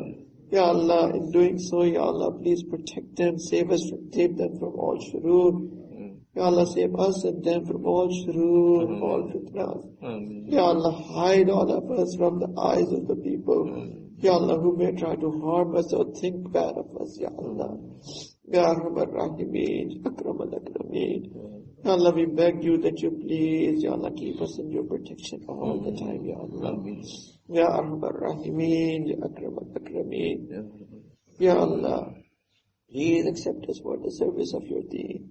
Allah, please accept us for the service of your deen. Allah, please accept us for the service of your deen. Ya Allah, accept our energy, our time, our wealth, ourselves, our children, our families, our spouses, Ya Allah, all of them for the service of your deen. Ya Allah, in that process we also beg you that you please, Ya Allah, looking at our weakness, do not deprive us from the blessings of the dunya. Ya Allah, indeed we are in need of the dunya as well as we are in need of the akhirat. Ya Allah, but please remove the love of the dunya from our hearts. Ya Allah, please, Ya Allah, allow us to use the dunya for the sake of our akhirat, for our hereafter, Ya Allah. Ya Arhamar Rahimeen, Ya Akram Akrameen. We beg you, Ya Allah, that you please shower your blessings upon all of us. Ya Arhamar Rahimeen, Ya Akram Akrameen. We beg you, Ya Allah, that you please accept us, Ya Allah. Ya Allah, indeed, we are like fake coins, Ya Allah. But we also know that nobody will accept the fake coins. It is only your generosity and your help, Ya Allah, that who can accept the fake ones like ourselves, Ya Allah. Ya Allah, but we beg you that you please accept us. Please, Ya Arhamar Rahimeen, we beg you that you please accept us, Ya Allah. Arhamar Rahimeen, please accept all of us. All what we have asked for, Ya Allah, in the last couple of days, or whenever we have asked, or whatever we will ask. Ya Allah, we beg you that you please fulfill our needs from your infinite treasures and grant us more than what we are in need of with barakat and with afiyat out of your generosity and your karam. And Ya Allah, with khair, Ya Arhamar Rahimeen. Ya Allah, grant us all the good, Ya Allah, of the dunya and the akhirat. ربنا آتنا في الدنيا حسنة وفي الآخرة حسنة وقنا عذاب النار يا أرحم الراحمين. Ya Allah, Ya Akram al-Akrameen. Ya Allah, everybody, Ya Allah, who has done any sort of khidmat, Ya Allah, in the last couple of days for this to happen, Ya Allah, we beg you that you please accept their khidmat, Ya Allah. Ya Arhamar Rahimeen. We have heard from our Makabirin that with ibadat you get Jannat, but with khidmat, Ya Allah, we get you, Ya Arhamar Rahimeen. We beg you, Ya Allah, that you grant all of them your special qurb, Ya Allah. And by the virtue of their khidmat, Ya Allah, you grant all of us your special qurb, Ya Allah. Ya Arhamar Rahimeen, Ya Akram al-Akrameen. Ya Allah. Ya Allah, anybody who has done anything, Ya Arhamar Rahimeen, please accept that, Ya Arhamar Rahimeen. Ya Allah, please, Ya Allah, please, Ya Arhamar Rahimeen. We beg you for acceptance, Ya Allah. Ya Allah, all these people who have taken their time out and have sat here, despite of, Ya Allah, that there was heat, Ya Allah, despite of the fact there was lack of rest, Ya Allah, despite of the fact that, Ya Allah, you were not able to do the ikram. They were patient enough, Ya Allah, and they have sat here. Ya Allah, please, Ya Allah, reward all of them, and by the virtue of their ikhlas and their sincerity and their talab, Ya Allah, accept it from all of us, Ya Allah. Ya Allah, Ya Akram al-Akrameen, all the people who asked for du'as, Ya Allah, there were so many who asked for du'as, Ya Allah. And we should include them in our special du'as when we make du'as in these gatherings. Ya Allah, all what we remember and what we don't remember, Ya Allah, you please, Ya Allah, grant them whatever they are in need of with khair and barakat and wusat and afiyat. And Ya Allah, Ya Arhamar Rahimeen, grant them more than what they are in need of. People who are in any sort of calamity, please remove those calamities from them. Ya Allah, people who are sick spiritually or physically sick, Ya Allah, please give them perfect cure, Ya Allah. People who are in any sort of troubles, please remove those troubles from them. Ya Allah, people who are misguided, Ya Allah, please guide them. Please give them the true understanding of your beautiful deen. And Ya Allah, also allow them to do khidmat of your beautiful deen, Ya Arhamar Rahimeen. Ya Allah, please save our iman. Save iman of our children, Ya Allah. Save iman of every single person who's going to come until the day of judgment. Ya Arhamar Rahimeen, Ya Akram al-Akrameen. Ya Allah, please be content, be happy with us at every single second of our lives. And Ya Allah, especially at the time of our death, Ya Allah, allow us to recite kalima as our last words. Ya Allah, please make our nafsul mutmainna before that day. Ya Allah, make our graves from the gardens of paradise. Ya Allah, please, Ya Allah, make the questions of the graves easy for us. Please, Ya Allah, fill it with light. Make it spacious, Ya Allah. Ya Allah, please, on the day of judgment, give our books in our right hand. Please make us from your muqarraboon, Ya Allah. Ya Allah, please give us the shade of your throne. Please give us the water from the blessed hands of your beloved sallallahu alayhi wa sallam. Ya Allah, please grant all of us his shafaat, his intercession, Ya Allah. And Ya Arhamar Rahimeen, please allow all of us to enter into paradise. without reckoning, without questioning, Ya Allah. Let us pass the bridge of Sirat with the speed of light. Ya Allah, please, Ya Arhamar Rahimin, save us even from the heat of the fire, Ya Allah. Ya Allah, please, Ya Allah, give us the neighborhood of your beloved Sallallahu Alaihi Wasallam. And most of it all, Ya Allah, grant all of us your perfect vision, Ya Allah. Ya Allah, we know that it is too much to ask. Ya Allah, you have all the right to say that I used to give this to Abu Bakr and Umar and Usman and Ali and Bilal and Fatima and Aisha and Khadija and Rabia.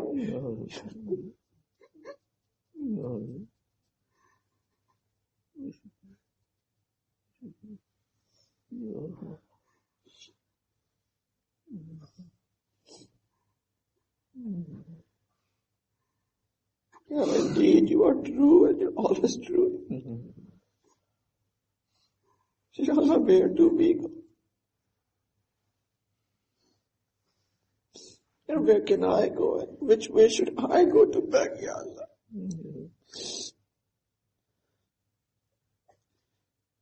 Be poor and needy, and the rest have gone ahead, Ya Allah.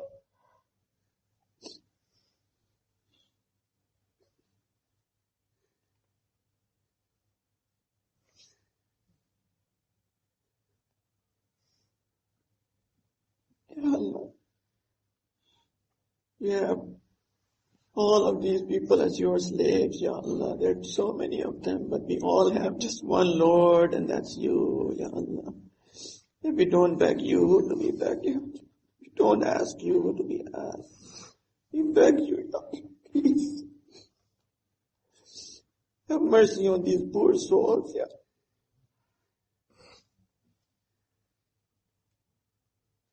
Ya Allah, we indeed don't have anything to present to you.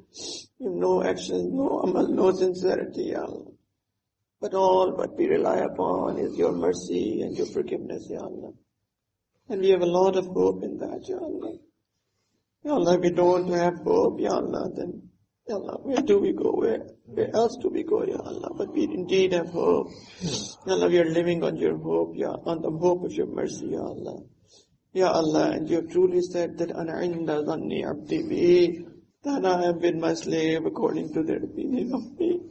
Oh, Arhamar Rahim, Ya Akram al-Akrameen. Ya Allah, oh the one who always helps the people who are weak and oppressed. Ya Allah, indeed, we are weak, Ya Allah, and we are oppressed by our own nufus, Ya Allah. We have oppressed ourselves, Ya Allah. We are the oppressed and we are the oppressors. Ya Allah, but we beg you that you look at the oppressed side of us and you help us, Ya Arhamar Rahimeen. Have mercy on us, Ya Allah, and accept our du'as, please, Ya Arhamar Rahimeen. ربنا تقبل منا إنك أنت السميع العليم وتب علينا إنك أنت التواب الرحيم وصلى الله تعالى على خير خلقه سيدنا محمد وعلى آله وصحبه أجمعين برحمتك يا أرحم الراحمين الحمد لله رب العالمين.